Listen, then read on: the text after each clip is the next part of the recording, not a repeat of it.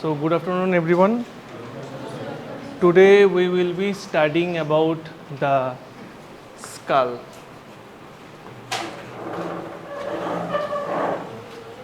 Now before understanding the details about skull, we need to know the structure that the skull basically protects. What is the name of the organ that it protects? Brain.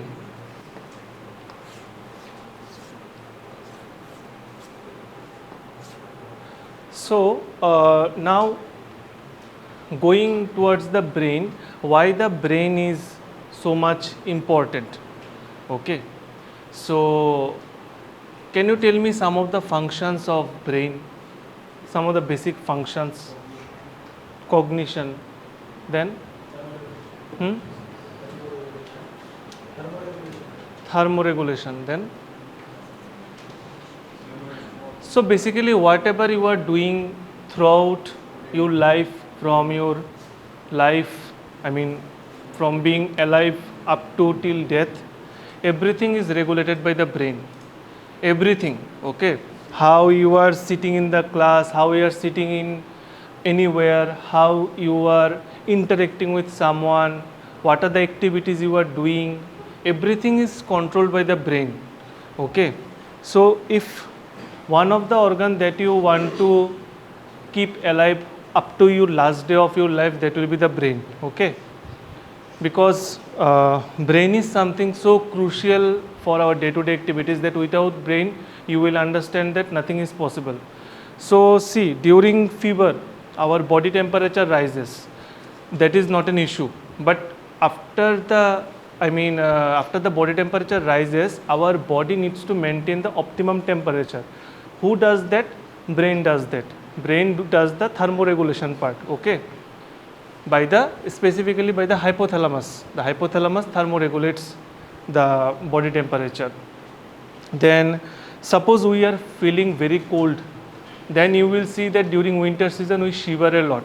Why do we shiver? We shiver because to generate heat, okay. That is also necessary, that is also done by our brain, okay. Now suppose I want to move my hand. So first of all there has to be one intention. The intention is to move my hand. That is the first intention that came to my mind. Now my brain will process it and it will send signals, that can be either chemical signals or electrical signals, to the neurons of my hand, okay. And now if I need to extend my arm, then these muscles will be contracted via the brachial plexus. Who will send signals? The brain will send signals, and these muscles will contract, and finally I can extend my arm, okay. Now suppose you are feeling hungry, so now there is one center in the brain that also maintains our hunger, okay. So there are some centers in the brain that maintains our hunger. If that center is not working, you will feel hungry all the time, okay. Similarly, if there is one center that maintains the satiety. What is satiety? Feeling of you feel full, okay. So that is satiety. Now if that center is not working, then you will obviously feel hungry all the time, and if hunger center is not working, then you will feel always satiety, because hunger center is not working. The opposite will work, okay. If hunger center is not working, you will not feel the urge to have food, okay. Now there are you will see in some patients, especially stroke patients, after 2-3 years of stroke, the patients come with ringing movement of the hands. They will do their hands like this or like this, okay. This is in unintentional movements, they are not doing it, okay. It is moving by itself. Why it occurs? Because the subthalamus of that particular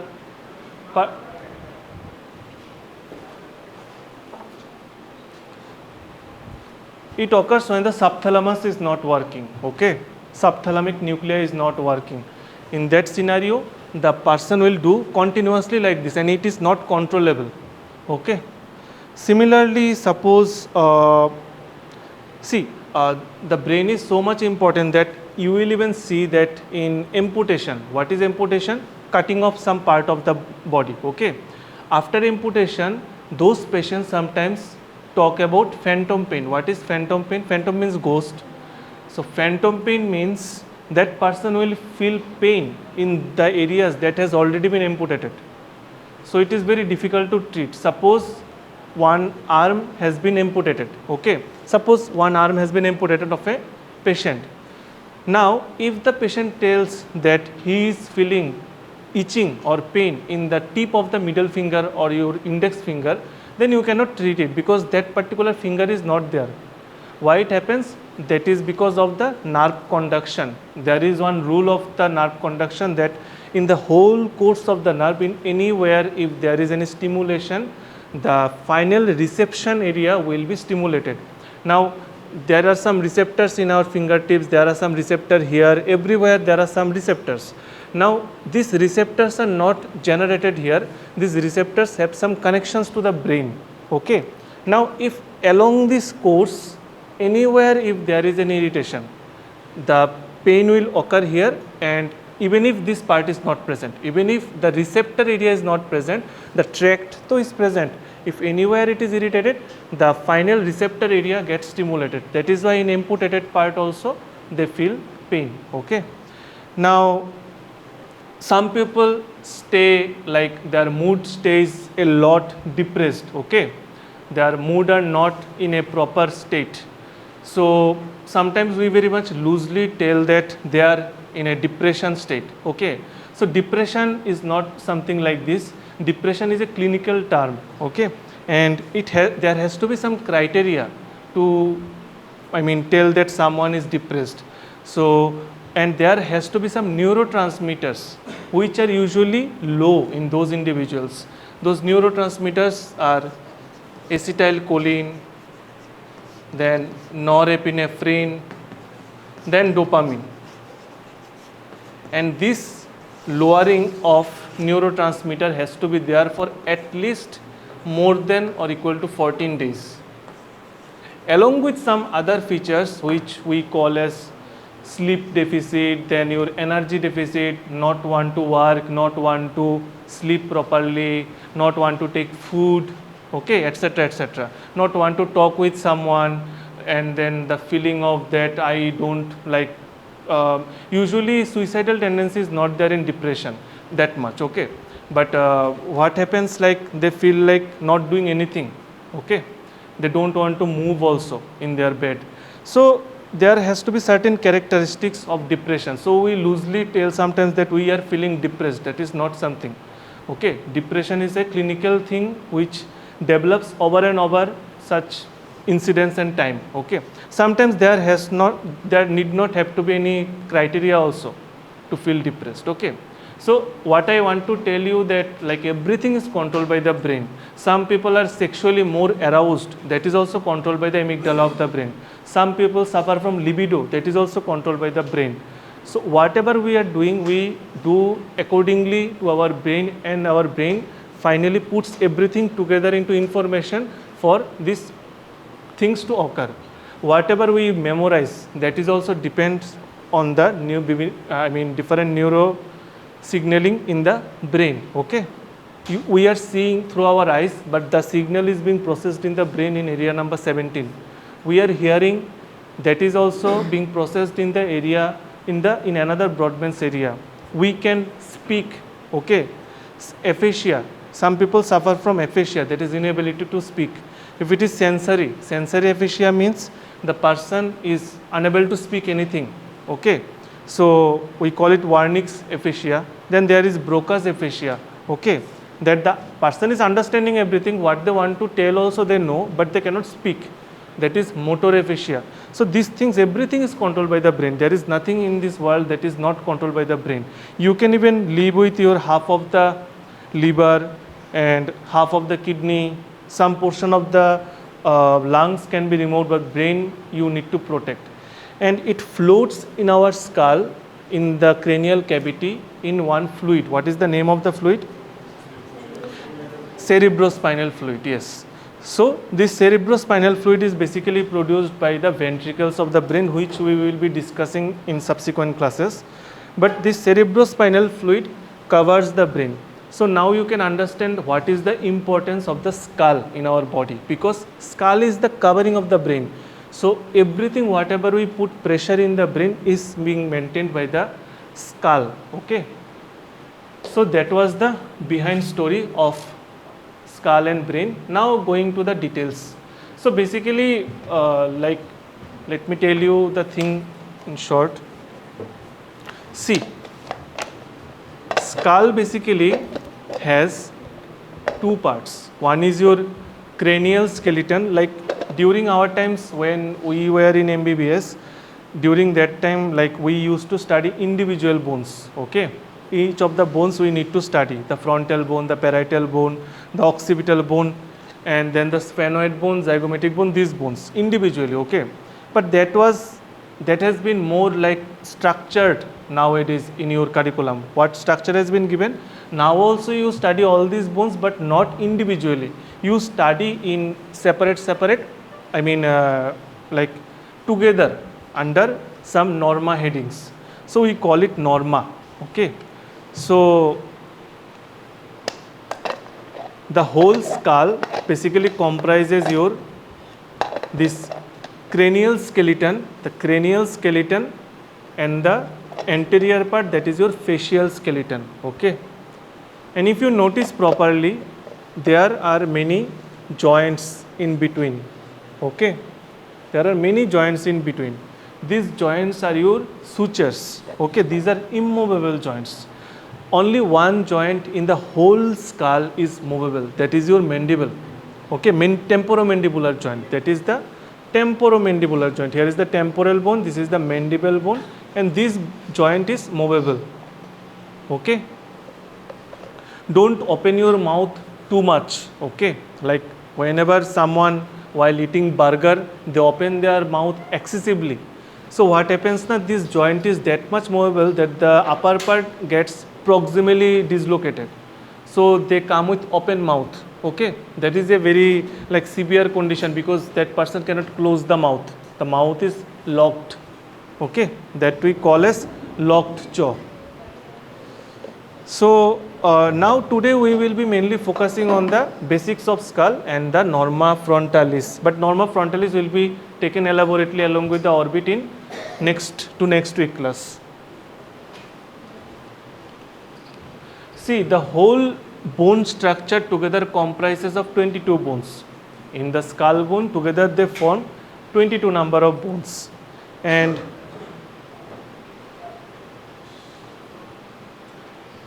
see, cranial skeleton and facial skeleton I already talked about. Here we have some paired bones, some unpaired bones. In the cranial skeleton we have two parietal bones, two temporal bones. Okay, but occipital bone is one. So we have unpaired occipital bone, and frontal bone is also one. So we have one frontal bone. These are not present in pairs. Then we have sphenoid bone. If you see properly inside, that is the sphenoid bone. This butterfly shaped bone is the sphenoid bone. Okay. Then we have the ethmoid bone, which is present a bit medially to the orbit area. Okay. Now facial skeleton, we have multiple bones. We have roughly 14 number of bones. There we have the maxilla, then zygomatic bones, then we have the mandible. So nasal bones, nasal concha, these bones are present. Lacrimal, palatine, these things are there. Now maxilla is present on both sides, so they are in pairs. Zygomatic is present on both sides, they are in pairs. Okay. Now the upper dome shaped, that is the upper part of the skull, this part we call it calvaria. Okay, or cranial vault, that is the upper part of the skull. And in the lower part we have two division. One is your mainly the anterior part is your facial skeleton, and the remaining part we call it basically the cranial skeleton. And again there is another division. We can also divide the whole skull bone into Viscerocranium and Neurocranium. Neurocranium, the name is given because it covers the brain, and Viscerocranium because basically it covers the mouth part. Okay, so visceral part, because we have the tongue here, we have all the submandibular glands, then our sublingual glands, basically all the salivary glands. Okay, so these things are covered by the Viscerocranium, and all of them are joined together by sutures.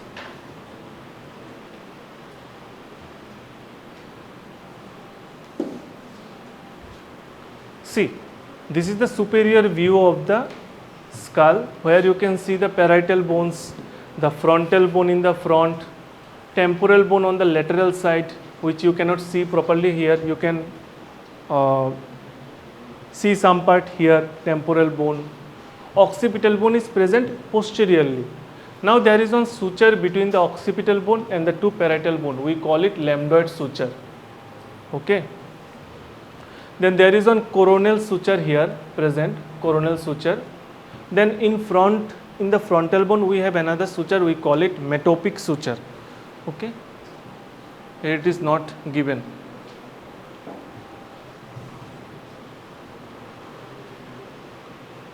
Now coming to the anatomical position. So the anatomical position of the skull is such that the skull has to be held in such a way that if you draw one imaginary line, it should pass through below the orbit and it should go just above the external auditory meatus. Okay, it should pass below the orbit and it should go above the external auditory meatus. We call it Frankfurt's line. Okay, the green line is the Frankfurt's line.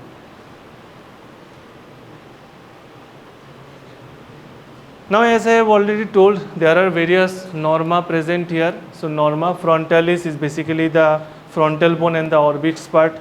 Then we have the Norma Occipitalis, that is the posterior part. Norma Basalis having all the foramens. Then Norma Lateralis, the lateral part, and we have the Norma Verticalis, that is the superior aspect. This is basically the whole depiction of the skull, front of the skull, showing the Norma Frontalis, which will be taken elaborately in subsequent classes. Here you can see the frontal eminences. So, if you see here, these are the frontal eminences of the skull, elevations. Then you can see the orbit area. Superiorly you can see the superciliary arch that is present here. Okay, then the various bone parts.